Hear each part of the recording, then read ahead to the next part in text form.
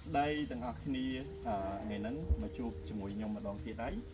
ថ្ងៃនេះខ្ញុំនឹង review ពីកន្លែងការងារខ្ញុំមួយចំនួនពីអ្វីដែលខ្ញុំបានធ្វើនៅសង្សារហើយក៏ដូចជាយើង support ទៅលើការស្រាវជ្រាវនៅតំបន់កោះរ៉ុងអញ្ចឹងនៅខាងក្រោយខ្ញុំនេះគឺយើងហៅថាជា herbarium ភាសាខ្មែរយើងហៅថាពុទ្ធកិមដ្ឋានជាកន្លែងដែលយើងរក្សាសំណាក់រុក្ខជាតិដើម្បីសិក្សាស្រាវជ្រាវអំពីវាដូចទាំងអស់គ្នាបានឃើញសភៅរុក្ខជាតិដែលខ្ញុំទៅសេកន្លងមកអញ្ចឹងកុំឲ្យខាត់ពេលយូរយើងចូលទៅមើលខាងក្នុងទាំងអស់គ្នានេះជាផ្នែកខាងក្នុងនៃ herbarium របស់ខ្ញុំដោយទាំងអស់គ្នាបានឃើញហ្នឹងគឺយើងមានសម្ងួតប្រភេទរុក្ខជាតិហ្នឹងឲ្យវាស្ងួតហើយការដែលយើងចាំបាច់ធ្វើបែបហ្នឹងគឺដើម្បីយើងធ្វើ classification ទៅលើរុក្ខជាតិហ្នឹងថាតើវាធ្លាប់រកបានរកឃើញនៅសំយើងពីមុនឬក៏អត់អញ្ចឹងណាហើយចំណែកប្រភេទរុក្ខជាតិដែលទាំងអស់គ្នាឃើញនៅលើតុនេះជាប្រភេទរុក្ខជាតិដែលខ្ញុំបានសិក្សាស្រាវជ្រាវនៅលើកោះរ៉ុងហ្នឹងហើយយើងសិក្សាពីការប្រើប្រាស់ផ្នែក ethnobotanical របស់ប្រជាជននៅលើកោះ ethnobotanical ហ្នឹងគឺសំដៅទៅលើការសិក្សាស្រាវជ្រាវអំពីរបៀបប្រើប្រាស់រុក្ខជាតិរបស់គាត់នៅលើកោះនិងឬមួយក៏តាមតំបន់នីមួយៗហើយយើង convert អាហ្នឹងមកជាការកែច្នៃទៅលើជា experience ផ្សេងៗសម្រាប់ឲ្យភ្ញៀវនៅលើ resort យើងបាន experience ជាមួយផ្ទាល់ក៏ដូចជាបានទៅលើផ្នែកអប់រំក៏ដូចជាការចងក្រងជាឯកសារអំពីការប្រើប្រាស់រុក្ខជាតិរបស់ប្រជាជនយើងនៅលើកោះហ្នឹងហើយមានមួយផ្នែកទៀតក៏ខ្ញុំបានសរសេរបាន display ដាក់តាំងពីពពុះគ្រាប់ឈើដែលខ្ញុំឃើញនៅលើឆ្នេរអានេះយើងហៅថា Seabean Collection of កោះរ៉ុងគឺជាប្រភេទ collection គ្រាប់ឈើដែលខ្ញុំរើសនៅលើ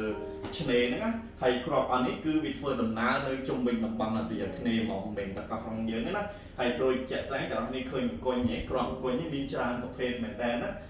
បើយើងអត់បានសិក្សាលម្អិតទេយើងគិតថាអង្គុយហ្នឹងគឺមានតែប្រភេទទេអញ្ចឹងបានជាយើងត្រូវការចាត់ថ្នាក់ប្រភេទរុក្ខជាតិហ្នឹងដើម្បីឲ្យភ្ញៀវដែលមកលេងនៅ resort នៅលើហ្នឹងគាត់បានសិក្សាស្វែងយល់អំពីធនធានធម្មជាតិនៅស្រុកយើងនៅតំបន់ហ្នឹងក៏ដូចជាប្រជាជនយើងផ្សេងៗឬមួយសន្និសិទដែលគាត់ចង់មក visit នៅកន្លែងហ្នឹងក៏ខ្ញុំស្វាគមន៍ដែរហើយអានេះជា tropical fruit of កោះរ៉ុងនេះគឺសំដៅទៅលើប្រភេទផ្លែឈើព្រៃនៅលើកោះហ្នឹងណាអានេះខ្ញុំមានផ្លែរាំងសមុទ្រនេះគឺធំមែនតើនេះអានេះមាន10ខ្នាតប៉ុណ្ណឹងក៏មានដែរអានេះផ្លែហ្នឹងអង់គ្លេសភាសាអង់គ្លេសគេថា fish poison tree មានន័យថាដើមឈើបំពុលត្រីហើយដែលបានគេហៅអញ្ចឹងគឺដោយសារមុនពីសម័យដែលយើងមានឧបករណ៍នេសាទទំនើបហ្នឹងគឺប្រជាជនយើងគាត់ប្រើគ្រាប់ឈើហ្នឹងទៅកិនឲ្យម៉ត់បងប្អូនហើយកិនឲ្យម៉ត់ហើយគាត់យកទៅបាញនៅលើផ្ទៃទឹកដើម្បីបំពុលត្រីហើយពេលដែលត្រីហ្នឹងវាច្រឡំថានឹងជាចំណីវាមកស៊ីវាក៏ធ្វើឲ្យត្រីនឹងពុលហើយគេអាចនេសាទដោយប្រើខ្នងឬសំណាញ់ផ្សេងៗដើម្បីចាប់យកត្រីហ្នឹងហើយខាងនេះគឺខ្ញុំមានការសិក្សាពីផ្សិតអានេះខ្ញុំបានសភៅផ្សិតនេះពីខាងក្រសួងកសិកម្មគាត់ធ្វើហើយដោយឡែកនេះខ្ញុំក៏មាន display ពពុះផ្សិត fungi ផ្សិតនឹងដែរនៅហ្នឹងសម្រាប់ឲ្យភ្ញៀវអាចសិក្សាពី collection ផ្សិតនៅលើកោះហ្នឹងហើយដែលចម្បងគេហ្នឹងគឺអានេះទាំងអស់នេះឃើញជ័រពណ៌លឿងៗហ្នឹងណាដឹងទេអាហ្នឹងគឺជា historical tree របស់កោះរ៉ុងហ្មងមានន័យថាដើមឈើហ្នឹងគឺវាជាដើមឈើដែលមានប្រវត្តិជាប់ទំនាក់ទំនងជាមួយនឹងឈ្មោះកោះរ៉ុងហេតុអីបានគេហៅថាកោះរ៉ុងគឺដោយសារកោះហ្នឹងគឺសម្បូរដើមរ៉ុងហើយដើមរ៉ុងហ្នឹងនៅសម័យឆ្នាំ1800គឺស្ដេចយើងគាត់បានយកជ័រហ្នឹងណាមកប្រើជាទឹកថ្នាំសម្រាប់សរសេរនៅលើសភៅក្រាំងព្រោះសម័យហ្នឹងគឺសម័យដែលយើងវិវត្តចេញពីសាស្ត្រាការប្រើប្រាស់សាស្ត្រាស្លឹករឹតមកដល់ការប្រើប្រាស់ក្រាំងបែបបុរាណហើយមកផ្នែកទៀតគេក៏យកវាទៅគូធ្វើជាថ្នាំពណ៌លាបនៅតាមជញ្ជាំងដូចគ្នាដូចជាជញ្ជាំងវាំងនេះយើងឃើញគំនូរបុរាណបែប mural art painting នេះគឺគេប្រើដូចគ្នាហើយមកផ្នែកទៀតគឺគេប្រើសម្រាប់ផាត់ពណ៌ទៅលើពួកគ្រឿងសេរ៉ាមិចដែលពីសម័យមុនគេហៅថាបញ្ចរងហ្នឹងណាគ្រឿងបញ្ចរងហ្នឹងគឺជាគ្រឿងសេរ៉ាមិចដែលគេយករងប្រាក់ពណ៌ទៅគូនៅលើសេរ៉ាមិចហ្នឹងបានជាពណ៌អញ្ចឹងបានគេហៅចានបញ្ចរងឬមួយក៏គ្រឿងបញ្ចរងទៅ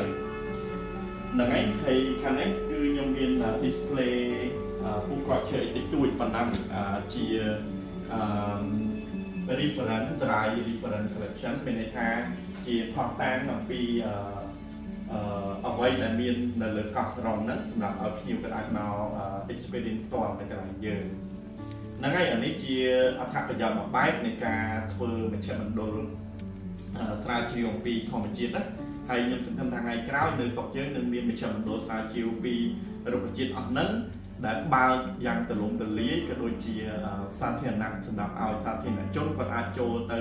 សិក្សាស្វែងយល់បន្ថែមពីអត្ថប្រយោជន៍នៃរុក្ខជាតិនៅប្រទេសយើងពុះនៅប្រទេសយើងបើប្រៀបធៀបជាមួយនឹងប្រទេសជិតខាងគឺការប្រើប្រាស់សក្តានុពលធនធានធម្មជាតិយើងគឺនៅតិចជាងគេនៅឡើយទេបើប្រៀបជាមួយប្រទេសថៃគេប្រើបានរហូតដល់ 80% ចំណែកយើងតែប្រើបានប្រហែលជា 30-40% ទេអញ្ចឹងយើងនៅធ្វើការអ្នកស្រាវជ្រាវបន្តដើម្បីចែករំលែកព័ត៌មានទៅដល់ប្រជាជនដើម្បីឲ្យគាត់អាចទាញយកសក្តានុពលធម្មជាតិហ្នឹងឲ្យអស់ពីធម្មជាតិប៉ុន្តែមិនមែនក្នុងន័យបំផ្លាញទេគឺក្នុងន័យអភិរក្សហើយនឹងការកែច្នៃអូខេអញ្ចឹងថ្ងៃហ្នឹងខ្ញុំមានតែប៉ុណ្្នឹងហើយកុំភ្លេចជួយចុច like subscribe ខ្ញុំផងនៅក្នុង YouTube Channel ក៏ដូចជា Facebook Page របស់ខ្ញុំហើយនឹងនៅក្នុង Page ជីវៈចម្រុះនៃប្រទេសកម្ពុជាផងដែរអរគុណជម្រាបលា